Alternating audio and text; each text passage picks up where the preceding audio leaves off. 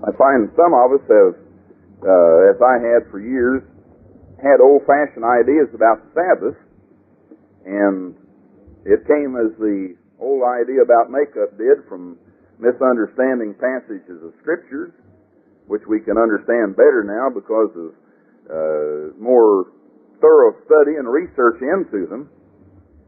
Now, I want to turn back and read Isaiah 58. Because all the young people might as well recognize that they're either keeping the Sabbath or they're not.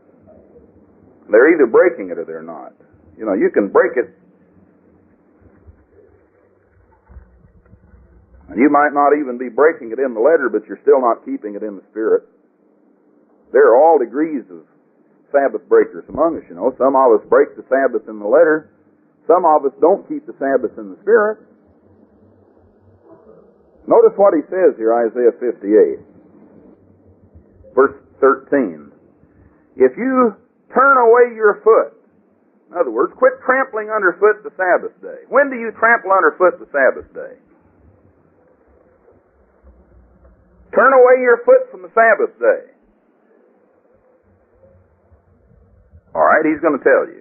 From pursuing your business on my holy day. Now that's trampling underfoot a Sabbath. If you pursue your business from Friday sundown to Saturday sundown, you're trampling underfoot the Sabbath day. All right, now what if you don't do that? What if you, let's say you don't pursue your business on the holy day, on Sabbath? Well, do you call the Sabbath a delight?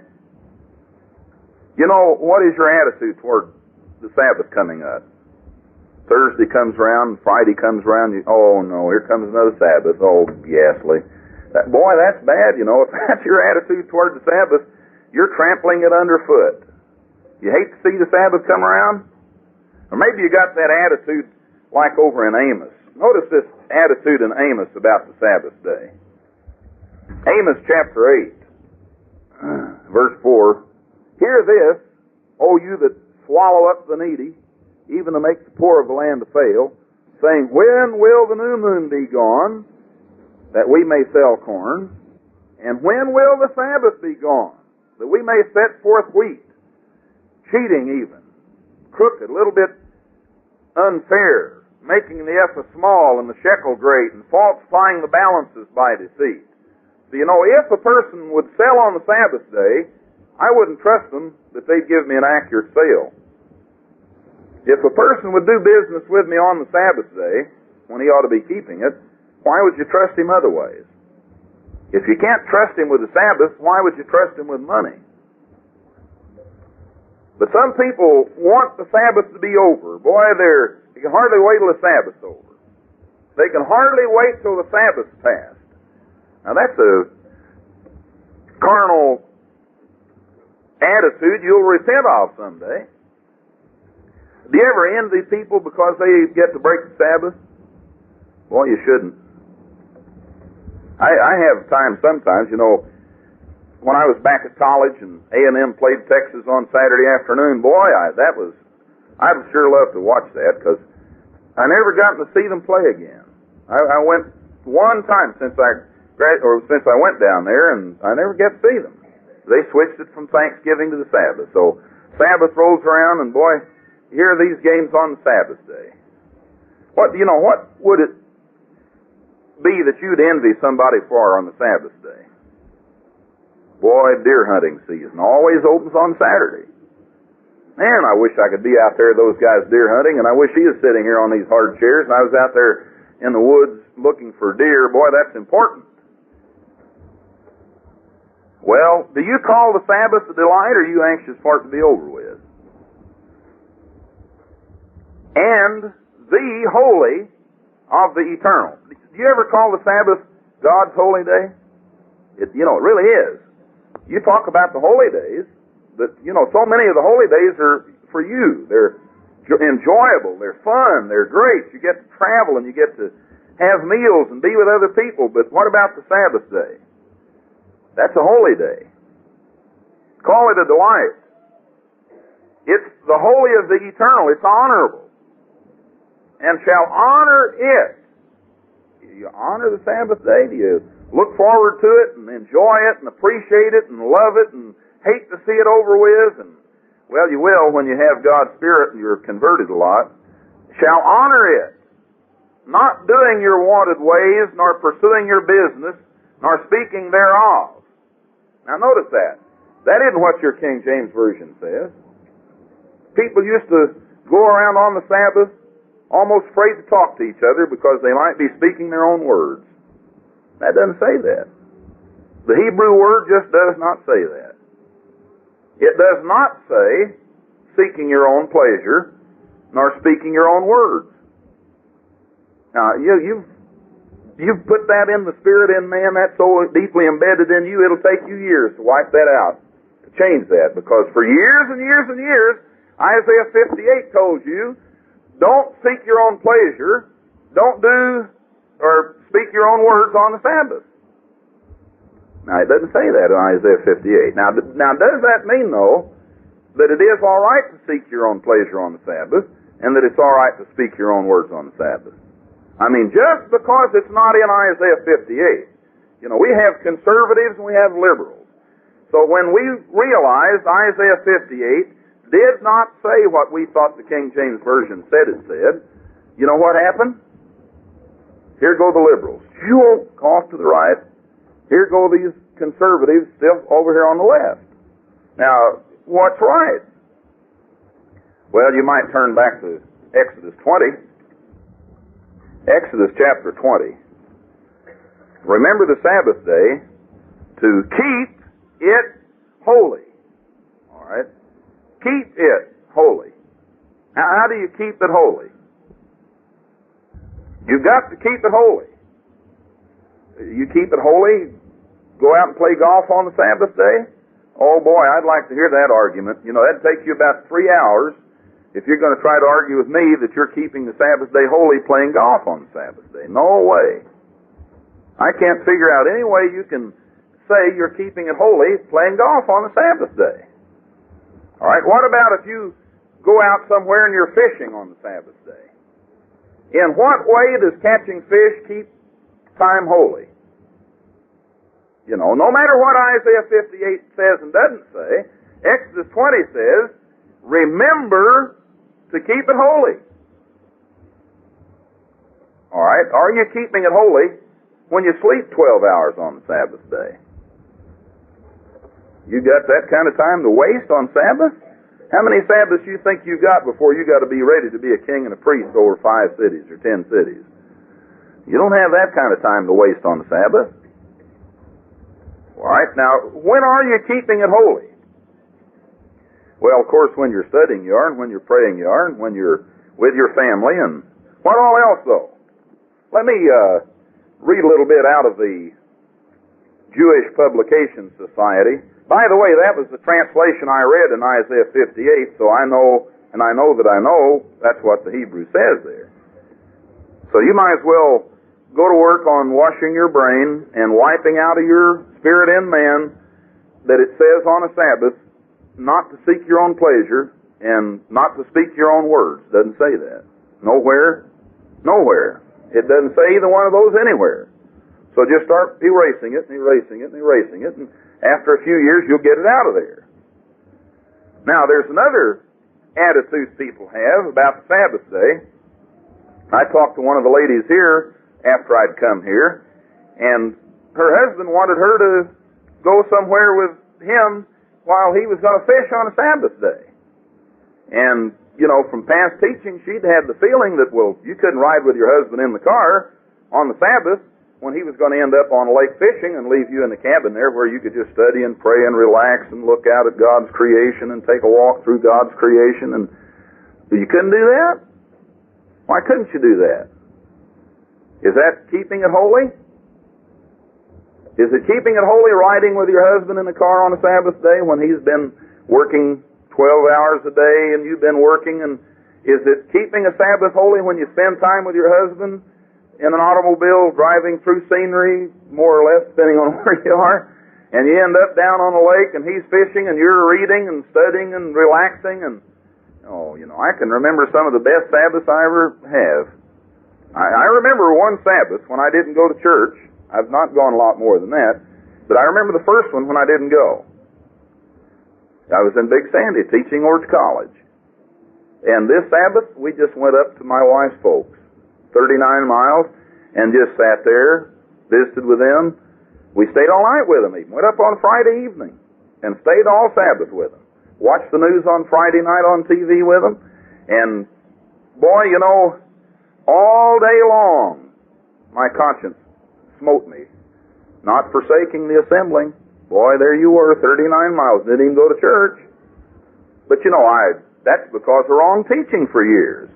Did I break the Sabbath by not going to church when I was 39 miles away visiting my wife's folks?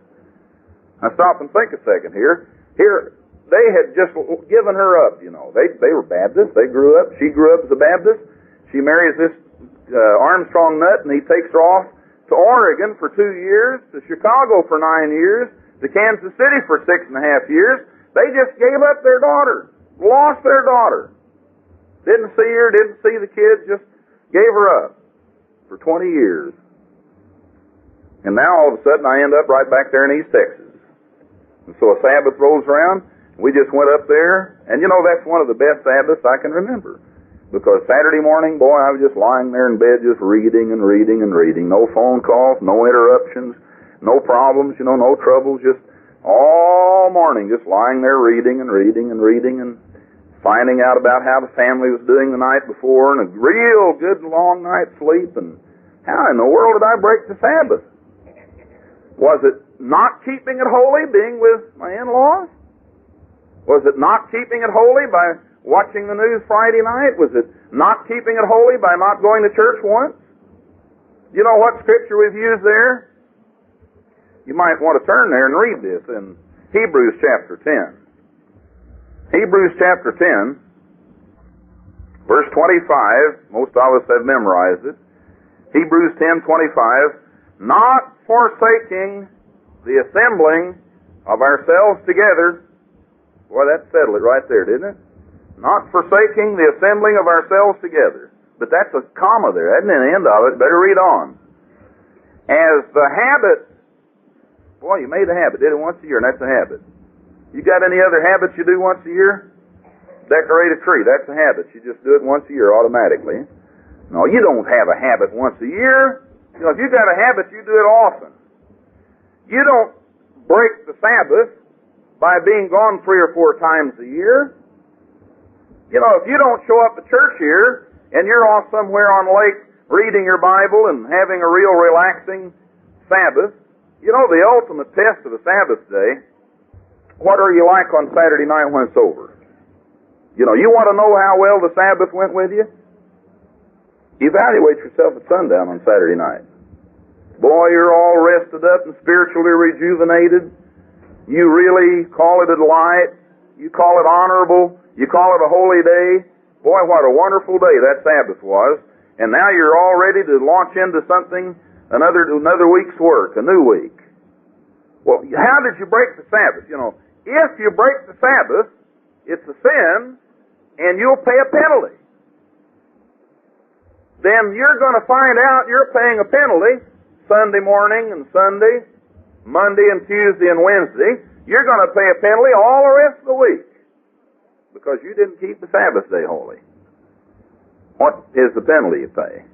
Well, probably falling to temptations because you weren't spiritually strong from the Sabbath. Probably getting the flu because you didn't physically get recuperated on the Sabbath. Probably having troubles in your marriage with your kids because you didn't keep the Sabbath as a family day. If you don't keep the Sabbath holy, you'll pay a penalty. It's a sin. But you don't break the Sabbath by not assembling a few times a year. Unless you forsake the assembling as the habit of some is. That's the breaking the Sabbath. And if you do it as a habit, you know, you just come once a month, or you come every other week, or you come 4 times a year. You come on Easter and New Year's and Christmas like they do in the world's churches. You're breaking the Sabbath. But you know, you're not breaking the Sabbath by being off on a lake somewhere while your husband's out fishing. You've got to keep it holy. Now I want to read a little bit out of the Sabbath. This is written by Rabbi Abraham. And Sabbath, of all the religious and social institutions which Jewish genius has created, none has enriched man's spiritual well-being as has the Sabbath. And you know, one writer said, it isn't really true the Jews kept the Sabbath. It's really more true the Sabbath kept the Jews. And you know, you stop to think about that. It isn't really as much true the Church of God keeps the Sabbath. It's really a lot more true the Sabbath keeps the Church of God. You know, that's really a lot more true. The Bible, which begins with the story of creation, ends that narrative with the significance of the Sabbath. Therefore, the rabbis commented that he who observes the Sabbath becomes God's partner in upholding the creation. This rest day effectively taught the Jew the dignity of labor and the spirituality of man. It firmly established the principle that man must be free from the slavery of perpetual work, and that his mind and spirit must have time to reflect their divine source. For such reflection was the Sabbath given to man. The Jewish people recognized in Sabbath rest not only a divine commandment, but a precious gift from God. You know, I feel sorry for people who don't keep the Sabbath. They're missing out on a great blessing and a great benefit. It was a gift that enriched the life of the Jew. It rewarded him with strength in the midst of helplessness, with joy in the midst of gloom. It rendered his life tolerable even during the rest of the week. The pleasant memory of the Sabbath just passed, and the anticipation of the Sabbath to come lightened his heavy burden and renewed his courage and his hope. Indeed, the Jewish calendar calls each day of the week by a number. First day, second day, third day, fourth day. And then the seventh one's the only one that had a name, you know. All the other days were just numbers, leading up to the big day, number Sabbath. Like the Talmudic sage, Shammai the elder, the Jew lived every day of the week for the Sabbath. To the Jew, Sabbath delight was not to be compared with any other human experience. It was to him nothing less, now notice this, it was to him nothing less than a foretaste of the happiness which is stored up for the righteous in the world tomorrow. On the Sabbath day, he felt himself wondrously transformed into another being. On the Sabbath, he had an additional soul, a neshama yetera. Thus Heinrich Heine, in his poem, Prince of Sabbath, compared the change to that of a prince who was transformed, but who periodically recovered his princely form, only to return later to his enchanted state. This prince is Israel. The observant Jew welcomed and honored the day as his queen. He adored and loved it as his bride. The medieval Jewish mystics not only sang Sabbath hymns to Sabbath Queen, but actually marched to the outskirts of the city to welcome her. Can you imagine what kind of emphasis that put on the Sabbath? What if we were all together in a little town around here somewhere, and every Friday evening, just a few minutes before sundown, we all marched out to the west side of town to watch the sun go down, starting a Sabbath day. To this day, on Friday nights, the Jew chants the hymn, Leka Dodai, come, my friend, to meet the bride.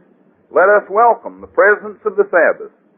It is this ardent love for the Sabbath that begot the conviction that the Sabbath will never disappear from Israel. In the words of Balak, the children of Israel have a mighty masterpiece, the holy day that is Prince of Sabbath. In popular imagination, she became a living being with form, the very essence of beauty and radiance. She it was that the Holy One, blessed be He, led into the world, as a man leads his home, his newlywed. It's she who was the costliest jewel in God's treasury, and only in Israel did she find a suitable mate. Jewish experience demonstrated that more than Israel has kept the Sabbath, it is the Sabbath that has kept Israel. Jewish writers have called the Sabbath the cornerstone of Judaism and the hub of the Jews' universe. In the words of the Talmud, quote, God said to Israel, if you keep the Sabbath, I shall account it unto you as if you have kept all the commandments of the Torah. For truly the Sabbath is the crown of the Torah. In the Bible, the Sabbath is spoken of as an established institution, and its observance is commanded many times. And then they quote Exodus 20 and Genesis 2. According to this commandment, the purpose of Sabbath observance is to teach man to emulate the Creator. In other words, you should look back and evaluate your week each Sabbath day. What'd you do on Sunday? Was it good? What'd you do on Monday? Was that good? Have you kept that old man buried? Does he keep popping back up out of the grave? In contrast to the practice of the ancient pagans, among whom the common people had to work every day, while the nobility refrained from all labor, the Jew was taught both the dignity of labor and the dignity of the human personality. On the one hand, he was instructed, 6 days you shall labor. And that isn't really accurate. You know, the Hebrew doesn't say you're breaking the law if you work a 5-day week. That isn't true. What it says is within 6 days, you've got to get all your work done. No matter how much work you've got to do, you know, if God made the whole world in 6 days, what do you got? Whatever you got to do within 6 days. But it's not a command to work 6 days. You know, you don't break that law if you work 5-day a week. In this work, the Jew was taught to strive for creativity, and in his rest, he was taught to strive for spiritual and intellectual renewal. To emulate the Creator and to live a life both creative and holy, the Jew had to have the most precious of human possessions, freedom. The Sabbath commandment, when repeated in Deuteronomy, is associated with the redemption from Egyptian slavery. And you shall remember that you were a servant in the land of Egypt. You weren't allowed to rest on the Sabbath. You remember how much burden you were under as a slave in Egypt? Remember how much you had to learn to respect and appreciate the Sabbath? So you shall remember you were a servant. Therefore the Lord your God commanded you to keep the Sabbath day. The Sabbath law was not satisfied with a mere provision of a weekly day of rest. Well, he goes on and mentions quite a few background emphasis on the Sabbath, but I want to come on over to a few examples welcoming the Sabbath. When the sun was about to set, the Jewish child became aware of a sense of family consecration. It was then that the scattered members of the family gathered to welcome the Sabbath. The first to be honored with the privilege was the mother. It was she who had labored most to bring the Sabbath spirit into the home, and it was only proper that she be the first to welcome the queen. Immediately before lighting the candles, she would drop some coins into the charity box, associating the spirit of charity with light and Sabbath rest. The child reverently watched as the mother kindled the lights. She covered her eyes with the palms of her hands, recited the traditional blessing, and prayed for the well-being of her family. Then she kissed every child. And this kiss, too, the child felt, was unlike any other he received during the week. It had a rare sweetness and loveliness, reflecting the Sabbath spirit. Equally impressive was the father's role. Returning from the evening services in the synagogue with a hearty greeting of Good Shabbos, or Shabbat Shalom, he would bestow the benediction of Jacob upon his child. The father placed his hands on each child's bowed head, pronounced the traditional blessing. Quote, may God make you as Ephraim and Manasseh. May God make you as Sarah, Rebekah, Rachel, and Leah. In each case, the blessing was followed by the priestly benediction. The ceremony of welcoming the Sabbath reached its climax at the Friday evening meal. The child joined in chanting the hymn, Shalom Aleichem, welcoming the angels of peace, which figuratively visited every Jewish home on the Sabbath. These angels of peace banished from the Jewish home all gloom and sorrow, and brought into it peace and joy. The hymn was followed by the father's recital of the last chapter of Proverbs, wherein the virtuous woman is praised in glowing terms and is declared to be more precious than rubies. The father then filled the wine cup and recited the Kiddush.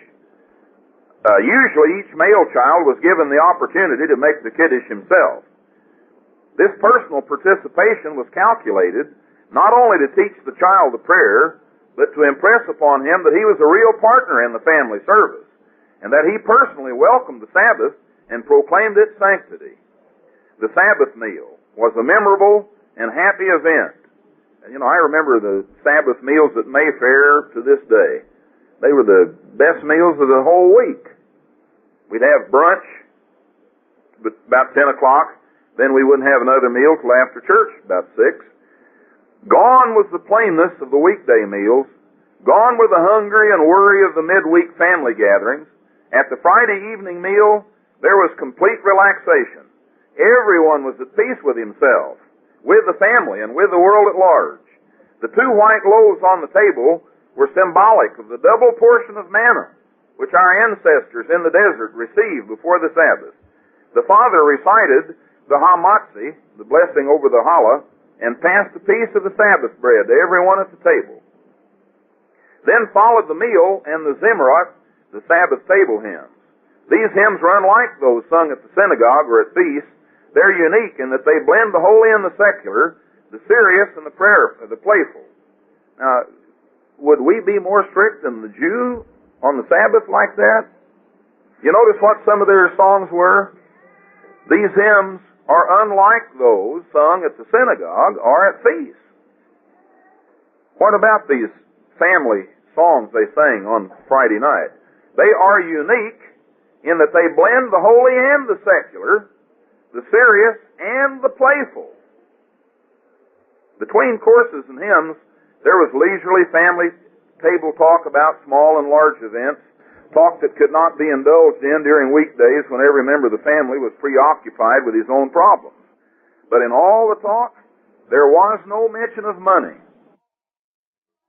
But is it all right to speak your own words on the Sabbath? What if the dad said, well, how'd school go this past week, Billy? And, he talks about Monday and Tuesday, and that's all right on the Sabbath. The Bible doesn't say don't speak your own words on the Sabbath. It says don't speak any business words. On the Sabbath, business and similar worldly interests were officially banned from the home and even from the mind of the observant Jew. A long and persistent discipline succeeded in training the Jew, not merely to refrain from labor on the Sabbath, but even from the thought of it. He was similarly trained not to harbor any sad thoughts on the Sabbath. Both worry and gloom were forbidden. Hence the table talk, like the table hymns, was pleasant and joyful. The meal concluded with the bention, grace after meals. The family sang it with all its responses.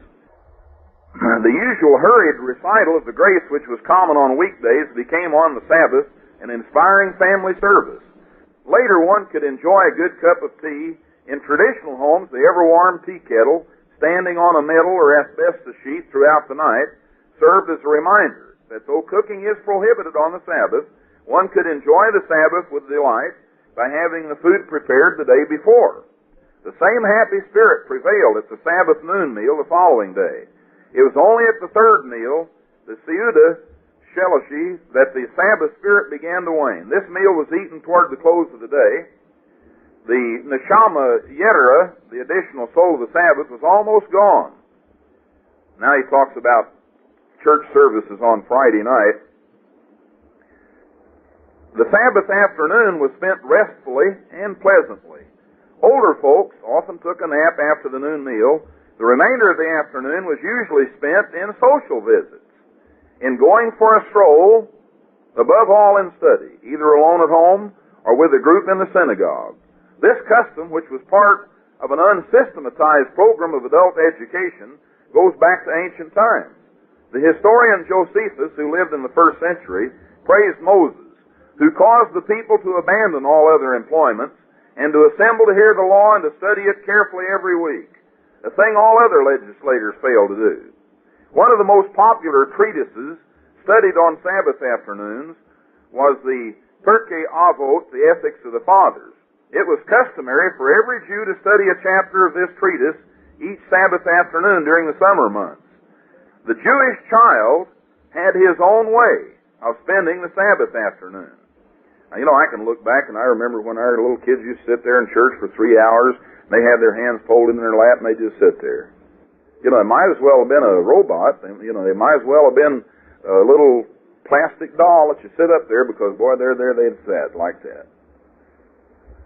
Now, is that good? Is that the way kids ought to do? Or can they bring along coloring books, and can they, when a guy gets to be 16, he's sitting there with his coloring book, that seems kind of ridiculous. But that, kids will get away with whatever they can get away with. Now, I remember back when I was in the Baptist church and I was keeping Sunday holy, my dad never did go to church. My mom never did go to church. We had to go, though. They'd say, you can't play ball and you can't go to the show if you don't go to church. So, boy, Sunday morning we went to Sunday school and went to church and sat up there and counted hat pins and doodled out the O's on the program and, chatted and passed notes and goofed off. But I couldn't help but learn some things anyway. But, I've seen churches, I've seen people in God's church more strict with the Sabbath than the Jews. And that's really unbelievable. Well, what about Jewish children? Well, let me tell you. He visited with friends and relatives, especially with his grandparents.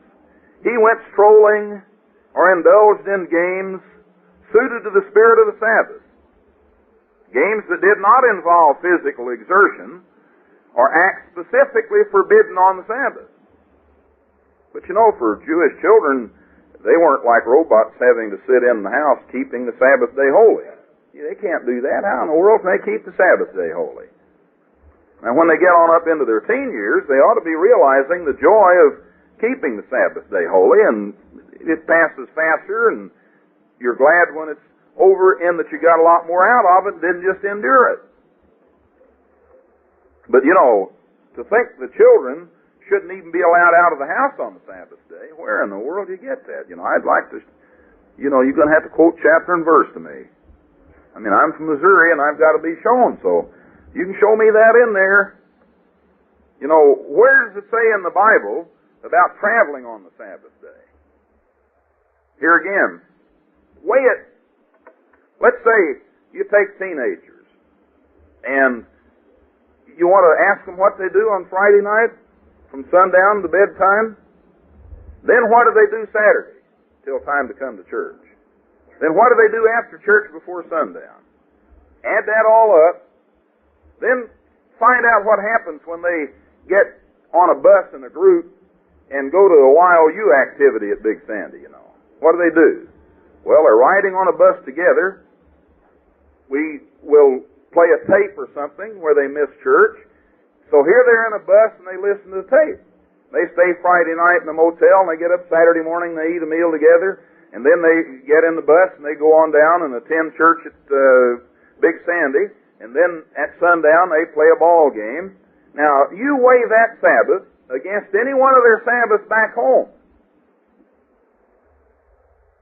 I mean, which Sabbath accomplished its purpose more? The Sabbath when they travel to Amarillo? The Sabbath when they travel to Big Sandy? The Sabbath when they travel to Lubbock? Yet, we've got people in the church that say, well, if you're going to have them go on a bus on the Sabbath, I'm not going to let my kids go. Well, what's the secret deal now? What about Lubbock? That's 115 miles. Is that okay? Well, what about Amarillo? Now that's 240 miles. What's the secret here? Mileage. That's the secret. What's the secret? Who has to do the driving? What about a guy that just loves to drive? I love to drive. I've never considered traveling 165 miles breaking the Sabbath. Matter of fact, I used to travel 850 miles on the Sabbath. I didn't figure I broke it then because we preached three churches. So, when are you breaking the Sabbath in traveling? Now, if I all of a sudden decided on Saturday morning, I'm going to drive to Big Sandy. I couldn't do that. I wouldn't do that. That would break the Sabbath for me, to just spend 8 hours behind the wheel driving an automobile from here to Big Sandy. Now, if I were going up to Amarillo, 240 miles, and I'd preach here and then get in the car and go up there and preach, I didn't break the Sabbath there. Or what if I were to travel to Amarillo because there are a bunch of people up there I hadn't seen in a long time, or maybe one of the guys is mixed up and might go out of the church, and so I'd get up Friday or Saturday and drive up to Amarillo and visit that church and visit church brethren and visit that man and maybe rescue him from dropping out of the church. Now, did I break the Sabbath day? You know what would happen if we all expressed our opinions and judged one another about keeping the Sabbath? I found out because I've got a volume or set of the Talmud. They're 12 volumes. Big, thick green books that thick. 12 volumes of them. Just tell you what you can and can't do on a Sabbath day. Well, I got another big fat book, though, that was written about the churches in New England that tells you what you can and can't do on Sunday. So they even drew up their one volume Talmud about what you can and can't do on the Lord's Day. But you know, I don't find that many deals in here about Sabbath. Do you find that many in here? Now, God said, remember it to keep it holy. He did not say, not seeking your own pleasure. He did not say, not speaking your own words. That's just not in there. It's not in Isaiah at all. Now, for children,